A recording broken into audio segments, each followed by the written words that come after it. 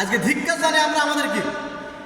আজকে আমাদের এলাকায় 4টে 5টা করে মসজিদ আছে, মসজিদে ইমাম আছে, সেক্রেটারি আছে, কমিটি আছে, মুয়াজ্জিন আছে, তারপরেও আমরা সেই এলাকায় দেখতে পাই খুন হচ্ছে, ডাকাতি হচ্ছে, ধর্ষণ হচ্ছে, সমাজের কোনো পরিবর্তন নেই।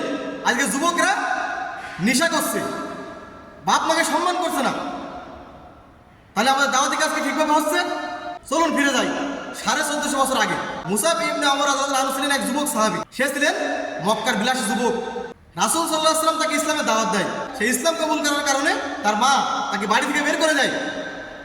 আমি সেই যুবকের কথা বলছি যে যুবক ইসলামের জন্য বাড়ি থেকে বের হয়েছে। রাসূল সাল্লাল্লাহু আলাইহি ওয়াসাল্লাম তাকে মক্কা থেকে মদিনায় দাওয়াতি কাজ করতে পাঠায়। সে মানুষকে কোরআন থেকে এত সুন্দরভাবে বুঝিয়েছে, এত সুন্দরভাবে কথা বলেছে, তার আহ্বানে মদিনার অর্ধেক মানুষ ইসলাম ধর্ম গ্রহণ করে।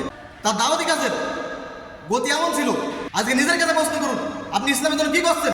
আল্লাহ সুবহানাহু বলছেন সূরা হাশর 19 নম্বর আয়াতে, ওয়ালা তাকুনু কাল্লাযিনা রাসূলুল্লাহ, আর তোমরা তাদের মত হইও না যারা আল্লাহকে ভুলে গিয়েছে। ফাআনসাহুম আনফুসাহুম, ফলে আল্লাহ তাদেরকে আত্মবিস্মৃত করে দিয়েছে। উলাইকা হুমুল ফাসিকুন, আর তারাই হলো পাপাচারী, তারাই হলো ফাসিক। আমাদেরকে দাওয়াতি কাজে বের হতে হবে, মানুষকে আল্লাহ থেকে আহ্বান করতে হবে। আপনি যতটুকু সময় পান ইসলামের মধ্যে ব্যয় করুন।